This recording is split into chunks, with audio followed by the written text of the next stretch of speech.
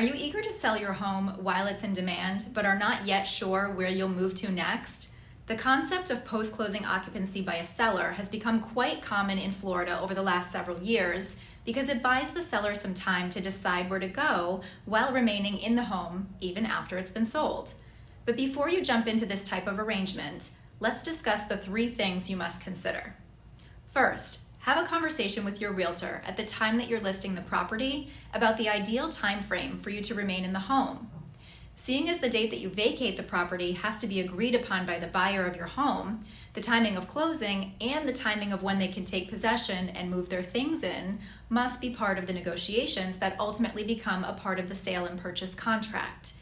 It's much more challenging to renegotiate those dates once the buyer has locked in an interest rate on their mortgage and scheduled their move from their current home. The second thing to consider is whether you will pay any rent to the buyer and whether a security deposit will be held in escrow during the pendency of this leaseback period. When you close on the sale, the buyer becomes the new owner of the property, and under Florida law, they're your landlord.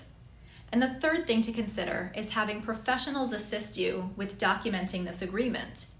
For starters, your realtor can incorporate a rider into the sale and purchase contract, which states that the parties have a certain number of days to agree on a written lease or post-closing occupancy agreement that spells out all the details. The importance of the rider is that it gives the parties the right to terminate the sale and purchase contract in the event that they are unable to come to mutually acceptable terms for the occupancy period. At or before the signing of the contract rider is an ideal time to reach out to a real estate attorney to draft the post-closing occupancy agreement that will serve as your lease.